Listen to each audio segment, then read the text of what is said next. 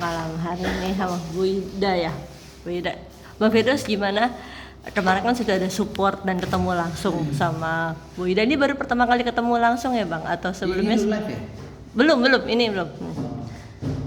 Gimana Bang? Ketemu langsung sebelumnya kan Bang Firdaus sempat menjanjikan rumah ya sama Bu Ida. Seperti apa sih Bang dan ketemu langsung sekarang?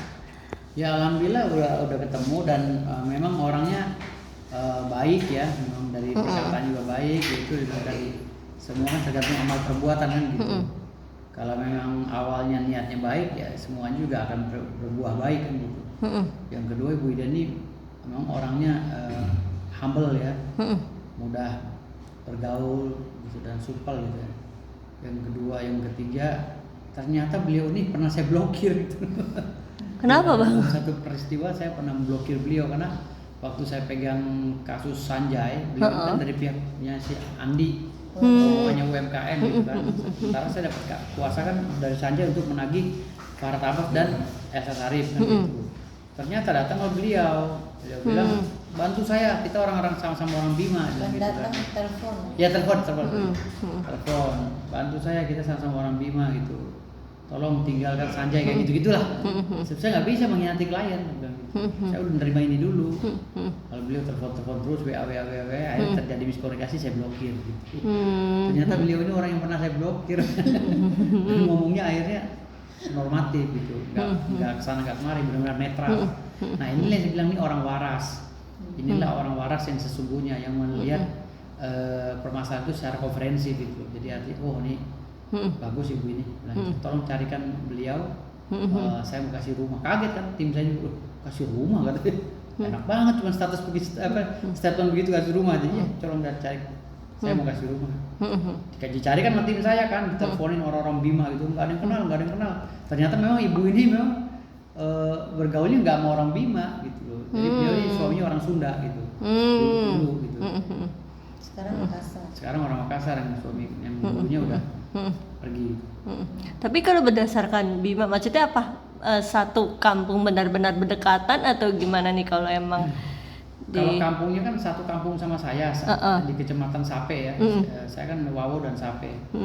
Kalau dari Wawo ke Sape itu kan Wawo ke Sape kan setengah jam ya ke bawah ya. Turun ke bawah itu 1 jam ya.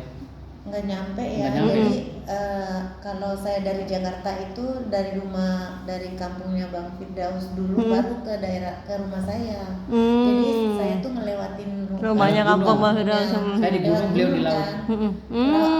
Kalau Bang Firdaus kan di bukit ya kan, di gunung. Saya di lautnya, di pesisir laut. Berarti nggak jauh lah ya. Nggak jauh. Setengah jam lah. Setengah jam turun ke bawah. Setengah jam turun. Kampung nenek saya juga itu Sape. Nah, Wida sudah ketemu Bang Firdaus, first impressionnya gimana sih? Kemarin katanya belum pernah ketemu juga ya kemarin. Kata nih first impression ketemu Bang Firdaus. Udah sering lihat di media sosial, jadi ya seperti udah ya biasa aja gitu. Maksudnya udah sering lihat track recordnya kan di media sosial, bukan lagi orang yang nggak dikenal. Bahkan setiap pertemuan dengan orang Bima itu, ketemu dengan orang Bima itu jadi bahasan gitu loh, pembicaraan gitu. Artinya yang beliau tuh emang orang yang udah dikenal gitu loh, bukan berarti belum pernah ketemu tapi nggak kenal Bang Firdaus, kenal tapi nggak pernah ketemu karena emang bukan ininya kan, ibaratnya baru kali ini aja ketemunya. Kemarin itu karena saya tahu dia lawyersnya Sanjay, saya telepon gitu, siapa tahu dia punya hati nurani nih mau bela saya, kan saya belum punya pengacara waktu itu, belum ada yang mau bela saya gitu loh. Kami kan waktu itu cari-cari siapa nih yang mau bantu kami lawyer gitu ya kan. Aku telepon, aku WA dulu deh gitu ya, aku WA terus aku kenalin diri, aku orang Bima gitu-gitu. Terus di telepon, di telepon itu cerita lah aku punya masalah dengan ini gitu ya. Ternyata beliau udah pegang lawyernya si Sanjay, nggak mau bela aku dong gitu. Terus kan karena udah klien ya Bu. Ya kan, terus WA. Itu tuh aku dimarahin banget, ibaratnya kasar banget gitu loh. jangan bawa kampung deh gitu. Kerja mah profesional katanya gitu. Kalau kamu mau pakai pengacara ya pakai pengacara sama pengacara yang lain aja, jangan dengan saya. Terus kalau kamu mau lapor polisi, pergi sana ke kantor polisi gitu. Terus saya diblok gitu. Baru kali ini ketemu ya orangnya emang apa adanya seperti itu yang di media itu gitu loh. Bukan seperti ya orang yang apa ya, ada kan orang yang palsu-palsu gitu kan ya. Peres Iya, gitu loh. Ya biasa aja seperti yang Anda lihat di media, ya itulah Bang Firdaus gitu. Nggak ditambahin, nggak dikurangin nih ibaratnya. Ya begitulah kondisi apa namanya kepribadian beliau gitu, emang orangnya kayak begini, bukannya orang yang barbar kayak gitu, bukan. Wida bisa dijelaskan aja nggak sih mungkin kekayaannya Bang Firdaus di Bima itu seperti apa sih sebenarnya? Kan banyak masih yang penasaran juga. Kalau itu sih mungkin netizen salah pengertian menurut saya ya. Itu tuh bukan hartanya Bang Firdaus, tapi Bang Firdaus itu adalah cucunya Sultan Bima. Ya kalau cucunya Sultan Bima kan di Bima itu banyak kekayaan alam. Berarti orang Bima itu adalah mempunyai kekayaan yang banyak, kekayaan alam yang banyak. Yang kemarin yang seperti beliau punya statement itu, kalau itu dieksplor bisa menghidupkan banyak orang, ya kan? Nah itu kekayaan alam yang ada di Bima. Kalau apa kandungannya kan saya bukan ahli geologi, yang bisa menjelaskan itu kan adalah ahli geologi. Ya silakan aja bertanya ke ahli geologi yang jelas. Di pegunungan di sepanjang Sumbawa, yaitu sampai ke Dompu, Bima itu kekayaan alamnya sungguh luar biasa, gitu. Ada emas, ada uranium, gitu loh. Ada apa lagi saya nggak tahu kan, saya bukan orang geologi, ahli geologi. Tapi itu bukan hartanya Bang Firdaus, bukan. Bang Firdaus itu keturunan Sultan Bima. Itu kan kekayaan alam ada di Bima sana, gitu loh. Itu kekayaan alam yang ada di Bima, gitu loh. Yang bisa menghidupkan banyak orang, benar, gitu loh. Di sana emang banyak kekayaan alamnya, bukan milik pribadinya ya. Tapi kalau soal harta yang lain, contoh dia punya tanah banyak, itu kan dari hasil dia kerja, bukan dari rampasan orang, bukan, gitu loh. Bukan ibaratnya dari yang diwariskan oleh si Sultan tadi, bukan, tapi hasil karyanya sendiri, hasil prestasi, gitu loh. Hasil kerja, hasil prestasinya yang selama ini menjadi lawyer, gitu. Kalau orang Bima tuh gini, banyak kan orang Bima tuh kalau udah bekerja itu kan gigih, ya kan. Dan kalau orang gigih itu kan dipercaya oleh customernya atau kliennya, gitu. Nah, klien kalau udah ketemu lawyer yang loyal dan sebagainya, ya otomatis kan mungkin mereka punya deal-dealan bayar dengan aset, ke tanah atau rumah atau apapun, ya wajar menurut saya. Kan nggak semua orang tuh mau seperti Bang Firdaus kerjanya dibayar pakai aset, maunya kan dibayar pakai uang. Kalau beliau kan apa aja yang penting ini jadi barangnya nih, gitu. Karena dia niatnya bela orang, bukan mengambil sesuatu yang bukan mau meras orang, gitu loh.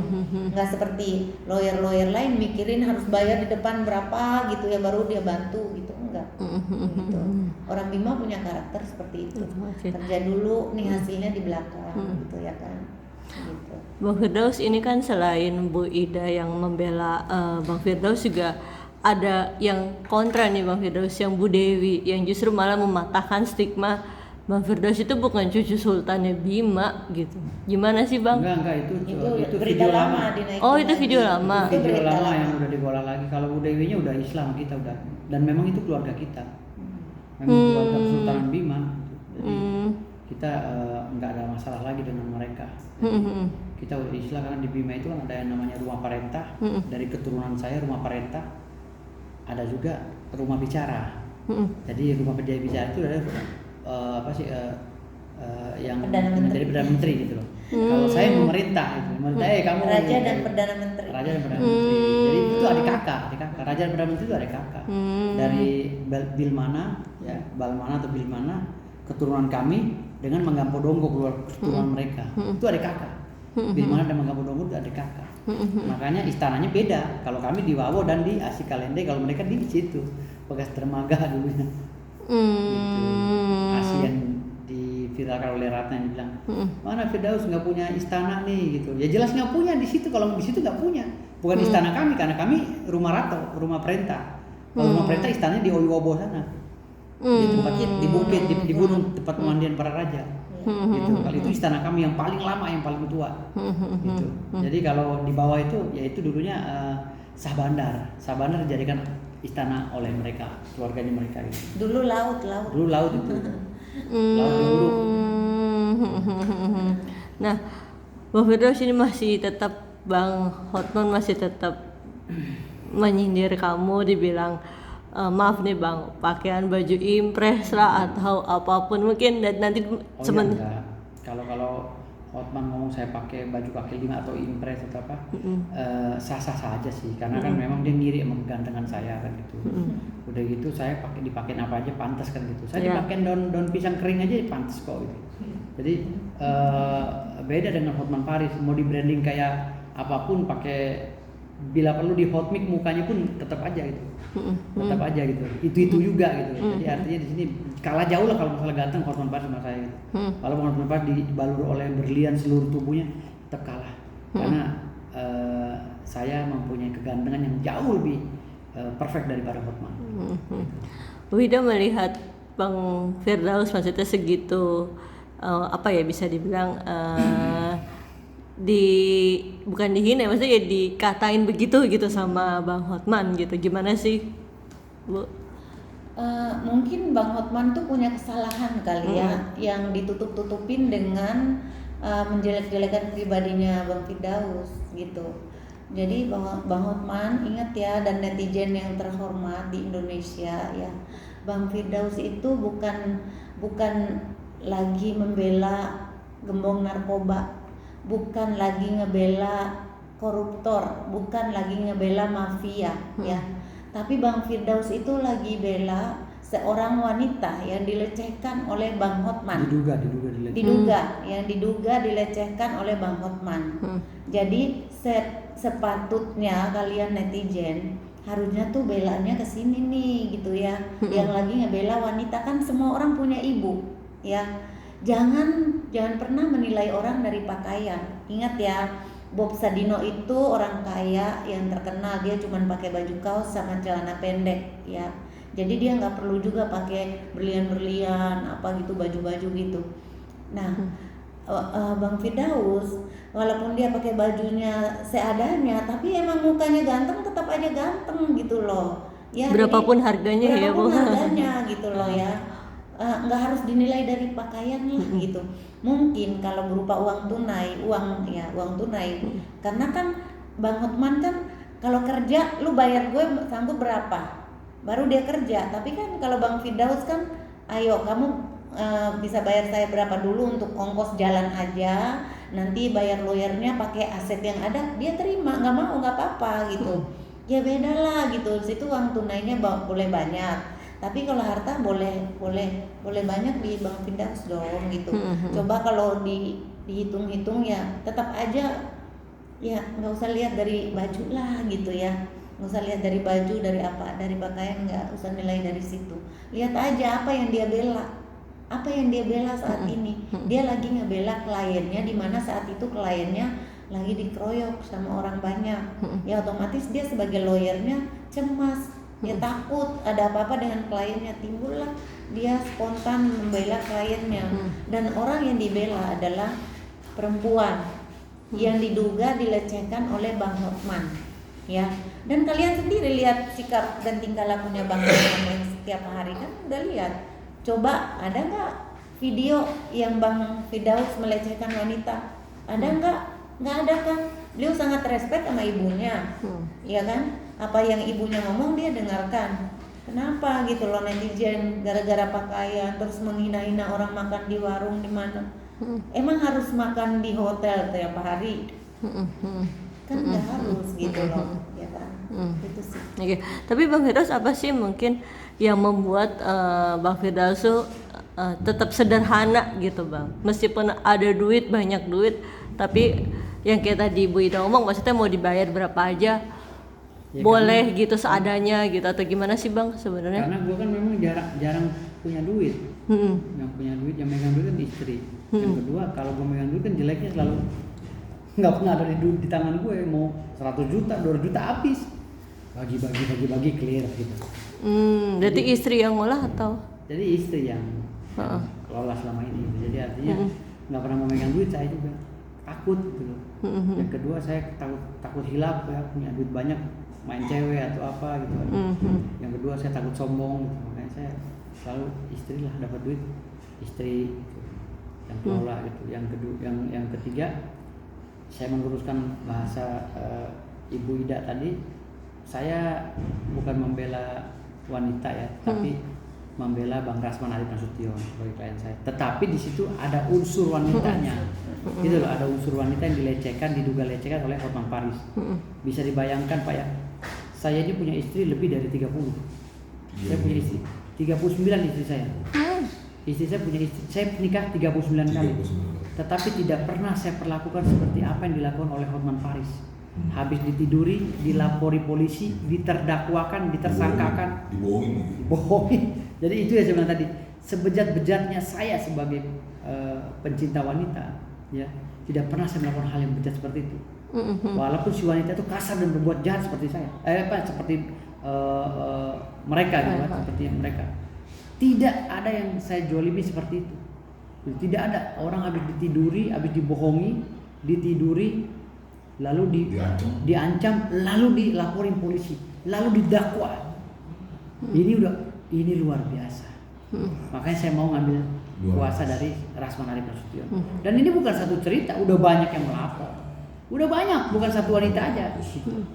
Dan ini yang perlu saya luruskan, karena saya menjaga harkat martabat dari orang Bima, orang Indonesia, orang Indonesia, harkat dan martabat wanita Indonesia. Bang, 39 kali menikah itu maksudnya gimana Bang? Ya, selama hidup saya 39 kali. Terus?